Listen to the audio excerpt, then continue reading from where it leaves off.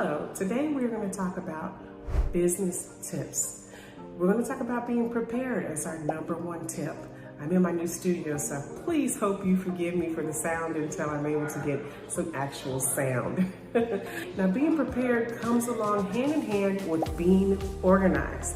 Now, I do want you to realize that being organized means you've got to do a little work too. You've got to do a little work with it. And that means being organized, try getting a nice binder like this from Walmart, didn't cost too much, and putting all your essential documents in this folder.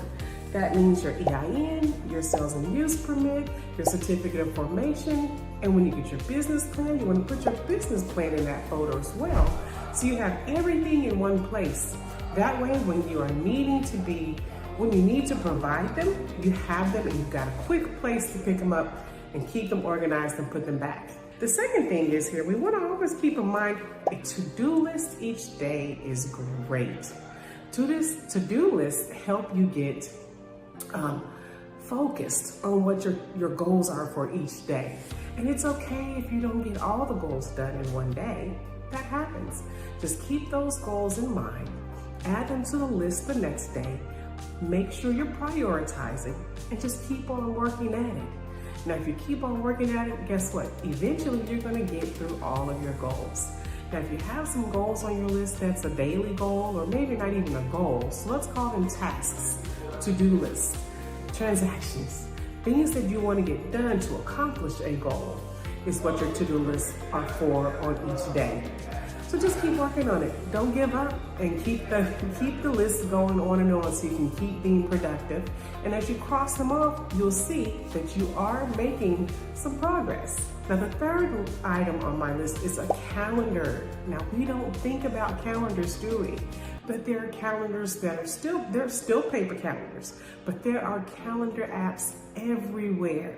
Now, a great calendar app that we all might use is Outlook or Google. Google has some nice features to theirs where you can invite other friends if you have their email and they have Google. And that way you can include them on different events that you're setting up. But some of the other apps, I encourage you to look at those. The one that I'm really impressed with is Monday. A lot of people say it's too technical, it's too much going on with it, but I love that because you can do so much collaboration on projects, setting meetings, stay closely engaged with your team. To me, it's worth it.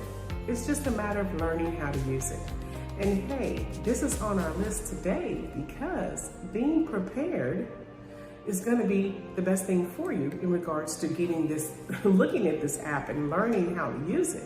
Because when you get an assistant and it's time to delegate the responsibility, you'll know how to use it and you can easily train them on how to do it. Staffing is very important, as well as deciding which vendors you're going to use. Based on your business, you're going to need products and services to help provide the operations of your business. So let's say if you have a storefront, you're going to need a vendor, let's say, to deliver the products or fix things that are in the store that might go wrong at some point. If you're let's say a home business, you're going to need someone to get your products from as well. Let's say you're a jewelry supplier. You're going to have a vendor that you may be purchasing jewelry from. So you're going to have vendors, and now is a great time in the beginning to decide which vendors you're going to use, as well as staffing. Now, staffing is very important to decide where you're going to get your staff from. Now, you may have friends and family that are all excited about being a part of your business journey, but you definitely want to think very long and hard about that because maybe they're not the right fit and maybe they are. But if you have to go outside of your friends and family, you definitely want to make sure that you decide if you're going to use those services out there, LinkedIn, Indeed, ZipRecruiter.